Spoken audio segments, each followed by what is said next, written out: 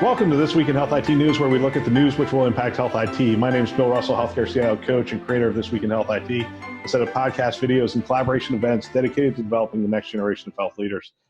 I want to thank Sirius Healthcare for sponsoring this week's shows to discuss and share best practices around preparedness, around COVID-19, and the great work that healthcare is doing right now. This week, as I said, COVID-19 discussion with our special guest, Drex DeFord. Good morning, Drex. How are things going where you're at? Good. I am in Seattle, which is kind of the hub of the initial COVID-19 outbreak. Things have gotten very quiet here as far as things that are happening outside. Obviously, this weekend, the governor announced that they were closing all the bars, all the restaurants. You can still do carry-out food. No gatherings more than 50 people. We're not locked down, I wouldn't say, but we're getting there. We're getting closer and closer and closer, and all of it towards sort of the effort of flattening the curve. A lot of challenges here in some of our health systems already with supply chain stuff and having beds full, and so we're getting there. Yeah, I mean, you just hit on two things. One is it seems like the federal is essentially leaving this up to the states. And so you saw New York, New Jersey, Connecticut just come out with, they are taking those same measures. And I think California is taking those same measures as well. But if you look at a map, that would make sense given, they're a deeper red than some of the other areas in the country. Sure. The places where the blooms have really happened and spread quickly. Obviously, those are the places who are maybe taking this more seriously than other places, and so are putting these situations, these restrictions into place. For the places where the blooms haven't happened, I don't know what to say, except I kind of am the negative guy in all of this. I don't think this is going to go very well, and so go earlier rather than later. Don't be afraid to be overly cautious in all this. Yeah, but that's our background, right? Prepare for the worst and hope for the best. Absolutely. Yeah, we overbuild. We build networks that are redundant and triple redundant. We are always coming up with this is my primary, this is my backup. You're right. We are plan B people. That's kind of how we've been raised our whole career. Yeah, the other thing you mentioned was supply chain shortages. I saw, and again, I can't verify a bunch of the stuff I saw on social media, which is, again, one of the best sources for information at this point, unfortunately, but it is. But I saw shortages in Boston. Some of the hospitals were actually calling to the community to supply things like masks and other things. 95 masks, yeah. And I don't know if that's accurate. That's the problem with social media. It's not a verified source. Right. So you're counting on some of your peers to verify that. But again, supply chains. So that's how we're going to address this topic. So you and I could talk for the next 3 hours on this, but we're going to try to organize it. And here's how we'll organize it. Got it. Challenges we're trying to address, and we're going to break it down into two categories. Obvious challenges. This is the stuff that everyone in health IT is going to go, yeah, I mean, we're going to do these things. And then the not so obvious, maybe the things we're not thinking about. And so I'll throw out the first obvious challenge, and that's communication platform. You want to be the source of information for your community around the pandemic that has impacted them. So when they're doing a search I'm in Naples, Florida, you're in Seattle, I want to hit the local health system, or as a local health system, you want to be the one that I hit. And so I go to your site, I see a blog, I see articles, I see reassuring videos and posts from physicians, I see instructions on what to do. But not only that, from communicating with the community at large, but also the community internally, there's an awful lot of information to coordinate within the four walls of the hospital.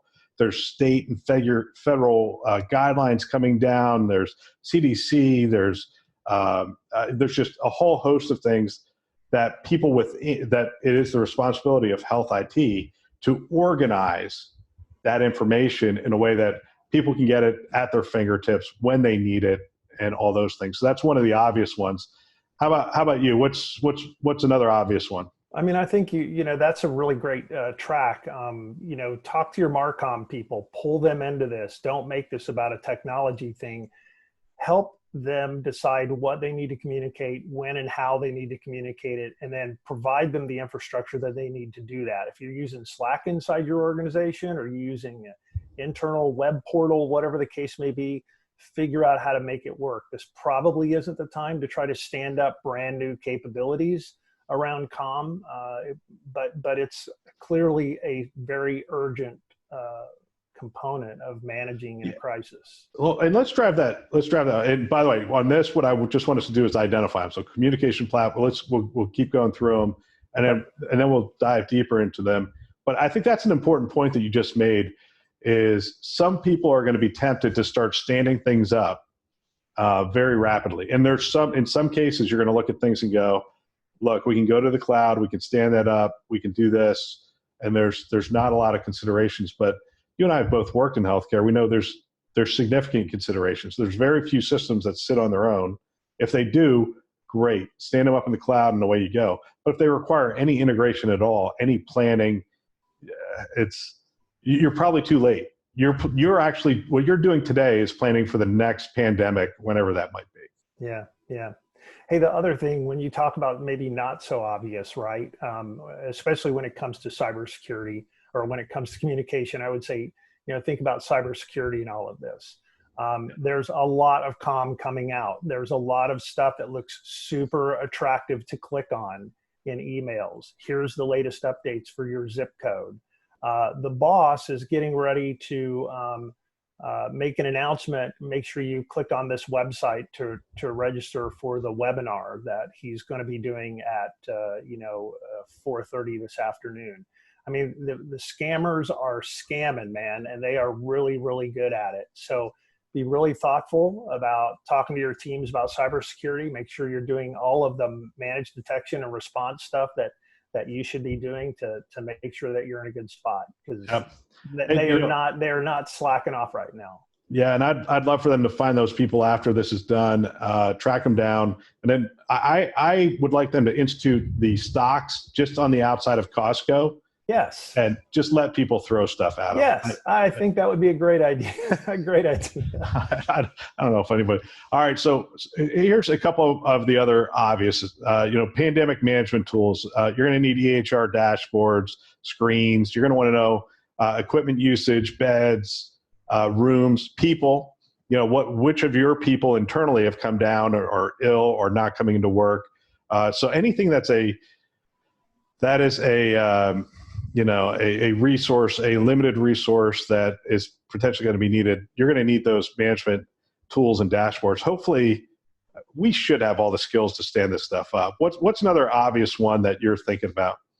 I think when you talk about people who may be sick or maybe have changed roles, you and I had a conversation earlier today about CIOs who are also clinicians, who may be pulled out of their CIO roles and put into clinician roles, moved back into the ED, moved back into the ICU, that having an org chart, and hopefully you already have sort of a human continuity plan. What happens when this person isn't available? Who's the backup? And then who's the backup to them? That stuff should be documented and easily accessible, so that if I need to talk to the CIO and it turns out the CIO is, neck deep in PPE in the emergency department trying to take care of patients, that there's a backup plan. Who can I talk to, and do they have the authority to make these kind of decisions? So put that kind of structure together and put it out there now so that it's easy to find. Yeah. And we'll come back to that. I think, things that allow for the clinicians to keep a distance, the self-diagnosis stuff is awesome.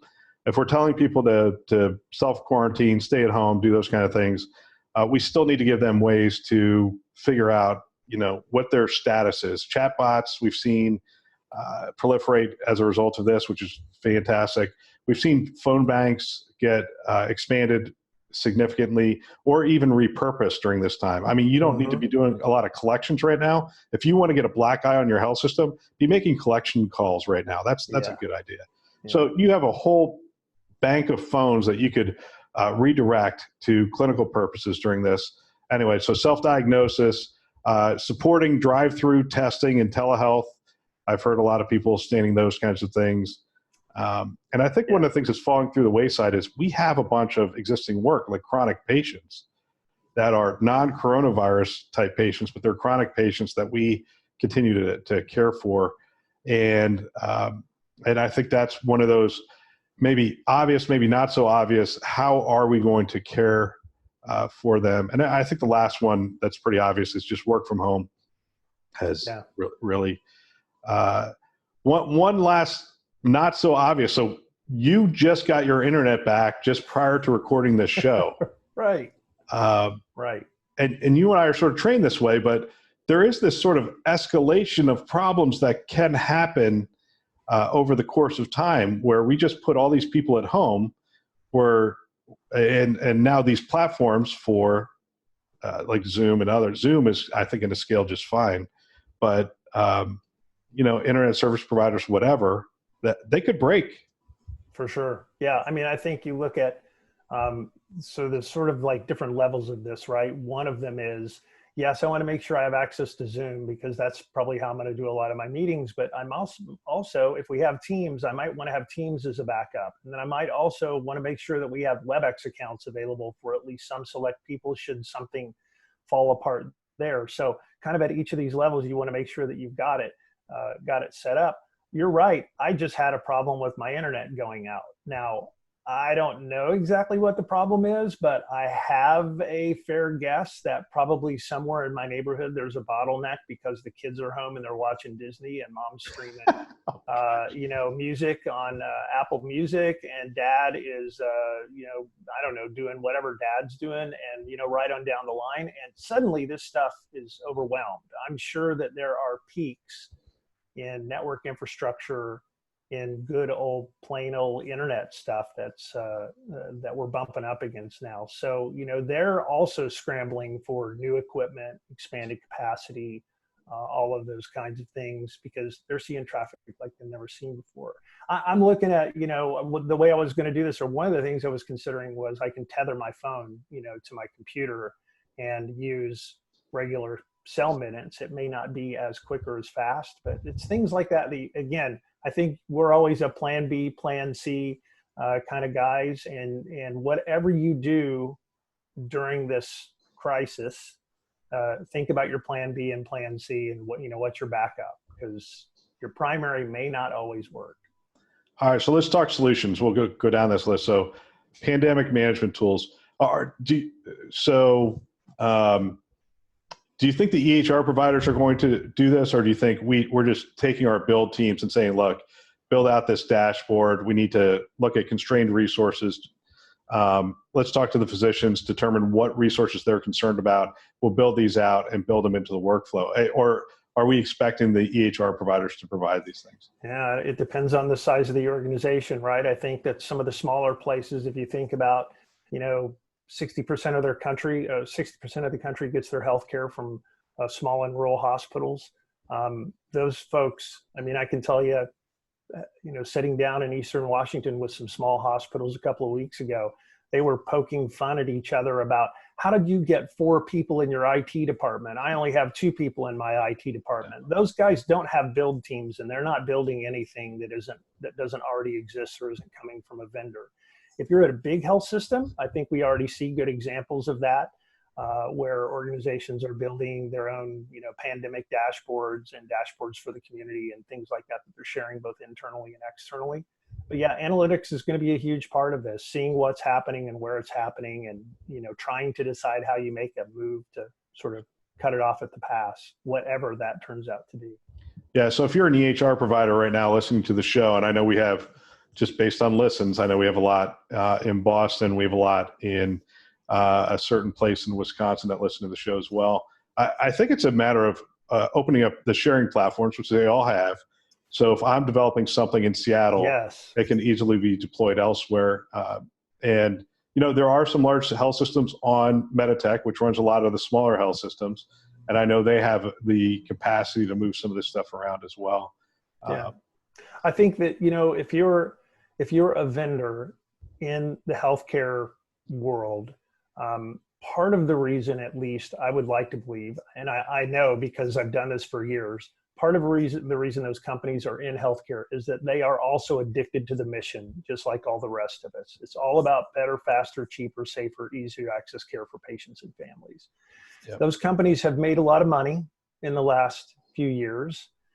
This is a great time to tip back in your chairs and say, what can we do to help right now? And put your teams on that.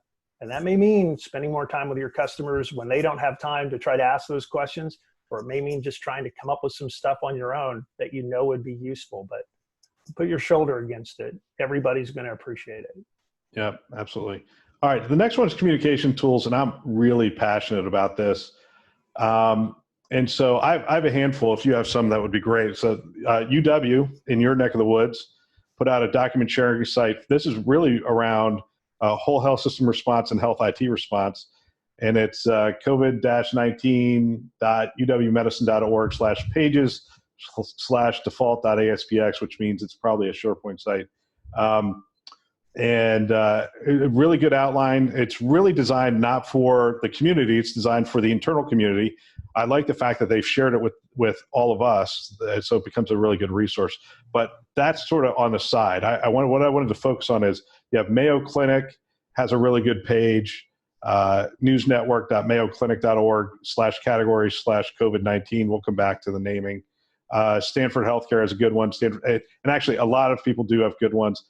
Some of the ones I hit are not so good. I'm going to cover some of the things that I find to be good and not. So stanfordhealthcare.org /stanford-health-care-now/2020/novel-coronavirus.html.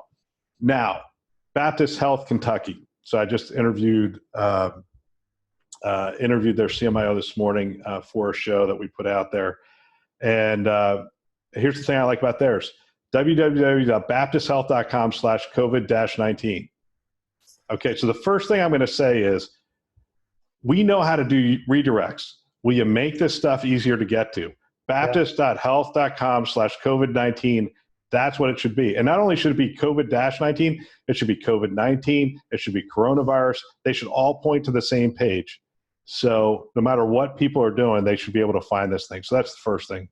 Second, and I'm sorry, I'm going to go off on my little tangent right here. Go ahead. So it needs to be above the fold. It needs to be in the banner. Some of you are putting it in your news section, which is like 3/4 of the way down the page.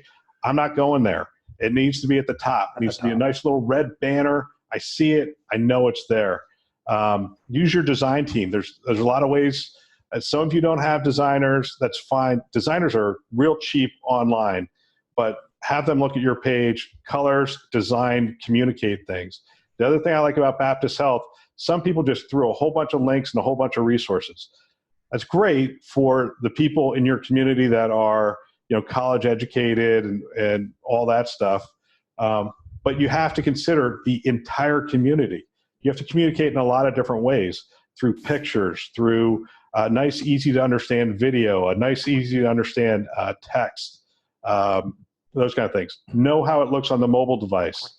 I would say the other thing I liked about Baptist Health is know the questions people are asking, right? I should be able to hit it and very quickly know, how do I self-diagnose? How do I diagnose remotely with the help of a physician? How do I get testing without going into the hospital? If I need care, where do I go? If I don't have coronavirus, but I have an appointment for something else, what am I supposed to do? Who am I supposed to? I mean, there's a whole bunch of questions that you could just, look at the searches people are doing on your website. You should have a way of capturing that. And you should be able to turn that into a page that answers those questions very quickly. So those are just some of the things that I'm seeing on some of these pages, and I'll let you comment on that. No, you're right on the money, right? A dozen questions on an FAQ page probably will answer 90% of what people are coming to your page for. You don't have to be perfect. So you know what those dozen questions are. I mean, Bill just gave them to you. Come up with the answers to those for your health system, put them out on a page, put the banner at the top of the, like you said, above the fold. Don't make them go search for it. give it a really easy to use name. I mean, you nailed it, Bill. That's exactly it. If you're going to come with a community, if you're going to communicate with the internal staff, you got to give them really easy to use, really easy to access stuff. All right, so I'll give you the next one. How do we scale up self-diagnosis? So we've seen chatbots and call centers being two of the mechanisms that people are offering, and maybe you have some others, but how do we scale these things up? Yeah, I mean, chatbots and call centers are definitely good ones. I think I've gotten a lot of calls this morning and this weekend as folks have continued to try to do things like stand up drive-through cabanas and then figure out, what do I do in my EHR to add a new location? And how do I get equipment out there? And what are we going to do to make sure that the Wi-Fi access that we just put in the parking garage for this is secure? And, right on down the line. So you're definitely being asked as a CIO and as the CIO's team to, stretch and be flexible and do things quickly that you've not been either asked for or allowed to do in the past. And so, yeah, you definitely got to look at all these other channels. All right. So as a quick tangent, let's assume I'm standing this up in a Walmart parking lot. It's the biggest parking lot in our community. We set up the cabana. I have to get them internet access to that location. I assume you're looking at maybe a partnership with Walmart to get on their Wi-Fi would be one way. Maybe the ISP has a way of doing it, and then I guess mobile cell is another way. Are there other ways that you would get them access? Those are the three ways that I would think of, right off the bat. So how do you whenever you do that, how are you going to secure it? Exactly. So make sure that whatever you've done from the perspective of a virtual private network or some kind of tunneling to make sure that you're secure. Don't forget to do that. The problem that happens right now in a lot of these situations is that we're acquiring new gear, we're putting new gear into place, either to send people home, to work from home, to stand up drive-through cabanas, whatever the case may be, and we're buying it and we're deploying it really quickly, and we're not running it through our normal protocols around cybersecurity. So, make sure that you're doing all the things you should. Don't leave the admin password, out there. Don't let yourself get smoked on something that seems, painfully obvious. I know it'll take a little more time, but you just can't lay landmines that you're going to step on later. Take a deep breath and, be decisive. And, this is a perfect time to cut through red tape if you think there's unnecessary red tape, but a lot of that red tape is there for a reason. Yeah, no, absolutely. So two types of equipment we're probably sending out there. We're probably sending out laptops. I don't assume we're sending desktops out. Laptops with VDI, likely to get to the EHR, and maybe some biomed devices. I don't know. Is that what you're thinking a cabana looks like? That's a good question about the biomed devices. I don't, certainly my impression right now is that they are probably collecting samples, and then there's somebody who's a runner that's taking them back to the lab to either be processed or shipped. Yeah, that makes more sense. I can't imagine that they're doing, actual on-site testing at this point. I've talked to health systems, the whole process kind of in the beginning was you had to ask the CDC for tests, and then they had to ship them to you, and then you had to, do the test, and then you had to ship them back to the CDC, and the CDC would send you a result, and that took a while. And then it sort of expanded into, there were other places you could get the tests, like the University of Washington came up with a testing protocol and testing capabilities. So you could send it to, the local university and get results back. CDC has now decentralized a lot of the stuff to public health organizations throughout the country. And you're seeing health systems, according to one that I talked to at the end of last week, that are ordering their own equipment that hasn't installed yet, but their intention is that they're going to do their own testing inside the hospital. So it's getting better and better. You're getting closer and closer to being able to sort of do the test and get the result back pretty quickly. But that would be amazing to have the testing in the cabana. I don't think we're there yet. Yeah, and we're seeing that those timelines start to come down. I saw Roche was talking, bringing it down into the minutes category versus, hours to get the test back. Yeah. But again, you have to manufacture that equipment, get it out, all that. The reagents, right? There's lots of stuff that goes with this here. All right, so let's talk work from home, and I'm going to give a little credit to Lee Milligan on this one, who I interviewed recently for the show. That's going to be released pretty soon. He said, he goes, look, I just asked my team real quick, 3 buckets of people that can go home today and work from home without any problem. Then he goes, I need a second category of people who can work from home, but need X, whatever X is. They need a computer, they need internet, they need a VPN, whatever. Tell me who that group of people is and what they need, and get that list together. And then the third list is cannot and will not work from home. Mm-hmm. And I thought that was just real. You can count on an ED doc to come up with something like that. It's like, let's triage this really quickly. Yep. Give me this list. And I think that's a good approach, because that list is going to tell you the things that you need to stand up very quickly in order to do this. But let's talk a little bit. So one of the things that we talked about a little earlier is, one of the things that people are sort of throwing out there is, well, you could just do this VDI, stand this up real quick, and be able to do this. I'm a former CTO, and you're extremely technical as well. VDI environments, how much can we stress these? How much can we scale them? How do we determine how far we can push these things right now? Yeah. I think when you look at organizations who run VDI internal to the organization, they have some pretty good ideas about what their capacities are and what kind of concurrent number of desktops they can run. They probably have some good experience with that, and they may actually have the capability of being able to tap their vendors and scale up pretty quickly if they've already taken those steps, right? Some of the challenge in this is that if you're deciding today that you're going to try to scale up VDI, when you call your vendor, they may have a challenge supply chain wise getting you what you need tomorrow. So hopefully you've already taken those steps. Likewise, I think if you've done stuff in the cloud, if you're doing VDI in Azure, you're doing VDI in AWS or something like that, you have the kind of experience that you need to be able to scale. You should be able to scale up pretty quickly. But for everybody else, trying to start a VDI program right now in the heat of the battle might be tough. Yeah, and VDI gives you the illusion that it's limitless, right? You just, all I have to do is go to my workstation and provision this and provision this. So, we had 6,500 VDI clinical workstations at St. Joe's when I left. Mm-hmm. And we had to solve 2 problems. One is we had to get all those apps to run on the VDI environment, and then we had to scale. So we worked our way through both of those things.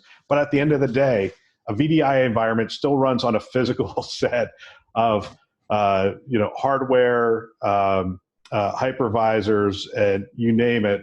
And if you're like ordering your equipment from Dell today, I guarantee you that supply chain isn't going to drop those things in your data center tomorrow. And the other misnomer is that Azure is limitless, AWS is limitless. They're not limitless. I've had people tell me they've run into constraints specifically in some of the Microsoft data centers that just they didn't have capacity. They had to build out capacity. So it's a misnomer that cloud is unlimited. It has the potential to be unlimited, but they have the same constraints we do. It all runs on something. Yeah.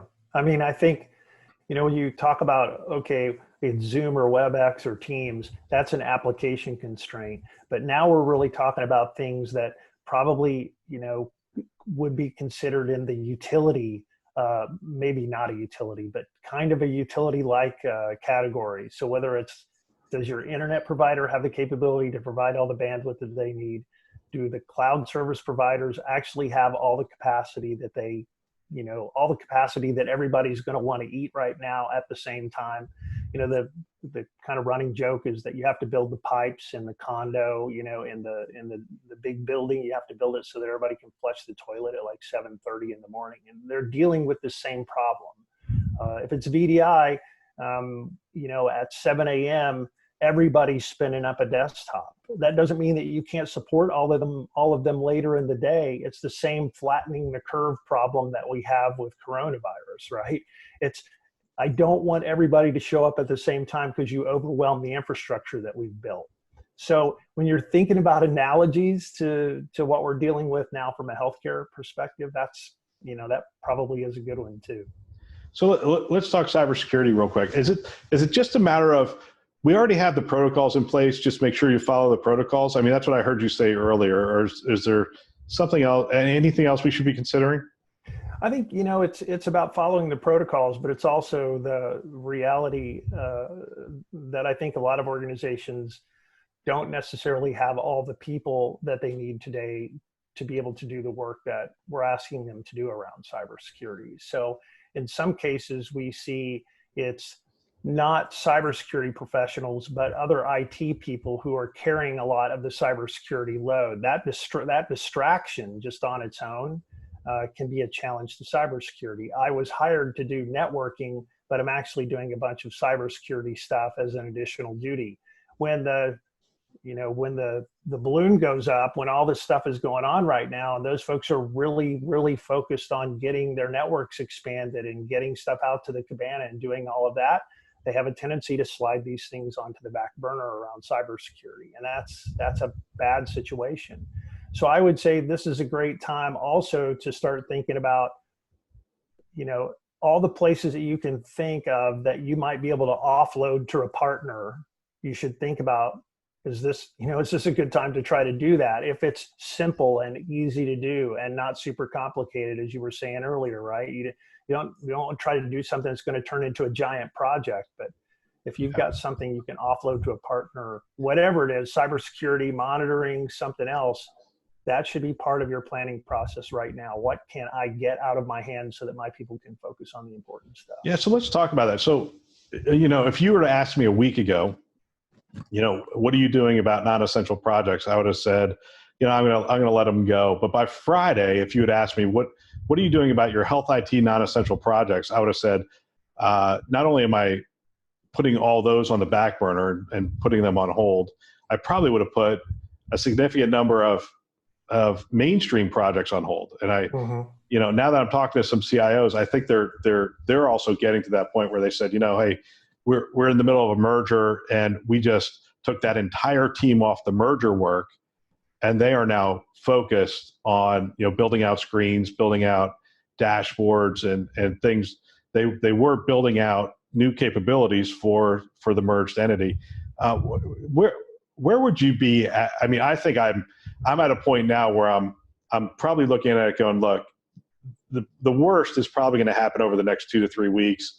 Our preparedness time from an IT perspective was 2 weeks ago to probably the end of this week to really have our things done. So I think sometime last week the thing switched in my head to say, no, this is an all hands on deck. Let's make sure everybody in IT gets all these things stood up. And maybe that was even late to the game. You probably would have flipped that switch maybe 2 weeks ago. Yeah, maybe. I think right now my advice would be create as much capacity as you can. So if it's not essential, stop doing it, or, put it on the back burner and let it simmer so that you've got capacity to do the things that you're being asked to do now that are mission essential to serve patients and families. Don't be afraid to, this is an opportunity to be decisive and be bold. You're going to have to force the issue with some of the other people around the table around the need to build capacity to be able to serve the mission at hand today. You said you think it's going to be, the worst over the next couple of weeks. I think, or it's going to ramp up over the next couple of weeks. I actually think it's going to ramp up over the next several months. I think this week will be the week that we will see the real upturn in the hockey stick. But I think that up line is a really long line. So we have to be prepared that this is unlike any kind of crisis that we've faced before. You know, a lot of us have gone through storms or tornadoes or hurricanes or other things like that. I've been, you know, fortunate that I've been in combat and shot at and missed, but those things have a definite amount of time. They last for a short period of time. You're a crisis manager for a week or 2 weeks or a month or something like that, but there's light at the end of the tunnel. This is a long game.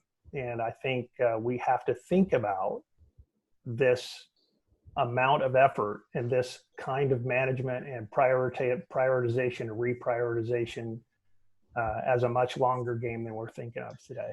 This is probably where you and I get in trouble because neither one of us are clinicians, but we, you know, you have to determine who you're going to trust in this. And so I trust numbers and I trust people with good track records, right? So Fauci has a good track record. And he's saying things like exactly what you just said, which is this ramps up, it ramps up really big. This is why we're doing the social distancing. This is why we're shutting down bars and other things. This is why we're limiting travel, because it flattens the curve. So for those who don't understand flattens the curve, if this thing does a hockey stick and goes directly up, we do run out of beds. We run out of, you know, ventilators. We run out of all supplies, you name it. We run out of all that stuff. But if it happens over the course of a couple months, if we're successful in flattening the curve, we're going to save a lot of lives just because our health system is going to have the capacity to manage it over time. It's the age old, you know, supply and demand. And so if we can manage that over time, we're going to be better off. So, you know, so who are you going to trust and what do the numbers say? So we can look at China and trust the numbers somewhat. Now, understanding China is a very different place than the United States. I mean, they have a different form of government, so they were able to lock down that city and put up guards and make people stay in their houses and those kind of things. I don't think we're going to get to that point because I'm not sure we would respond real well to that, and it's not our form of government. But with that being said, we have done the social distancing. We have done those things in an effort to flatten the curve. But the numbers would indicate, even with those measures, that we are going to see a significant number of cases. And so this is where we get to the prepare for the worst, hope for the best. I mean, what's the worst? The worst that could happen if you over prepare is good, right? People don't show up. You know, somebody's going to make fun of you, right? Oh, you were crying wolf and you were over prepared. Always better to be over prepared than under prepared, right? So, you know, say what you want about the Chinese, they've flattened the curve. They also, I think, probably really understand that as soon as they start to release some of those people from their homes to go do things, they're going to bloom again. This isn't the end of it for them. They built a bunch of hospitals and they shoved everybody in their houses and they turned everything off because they needed to manage the capacity until they can get everybody to a vaccine or they can manage a certain level of sickness that doesn't overwhelm the whole system. The other thing about supply chain too, we got to think about is that a lot of the stuff that we're using comes from China. And so the first guys in line for stuff that's being manufactured in China are the Chinese. They're going to get it first. They're doing a really great job of managing this. But you're right. They're taking some really harsh draconian measures to get there. I'm with you. I don't think we would respond to measures like that very well, but we're going to have to think really hard about how to flatten that curve. Wow, we've covered a lot of stuff. Let me give you one last thing. So in terms of the chain of command, and one of the things I'm telling my clients is, you know, who is your trusted number two? Know who that is. And you might as well know who your trusted number three is. You know, to be honest with you, the recovery rate on this is really high in certain age demographics. So it may not be that big of a deal. You may not think it's that big of a deal, but if you're a CIO physician, as you talked about earlier, and you get drawn in, you're going to need a trusted number two.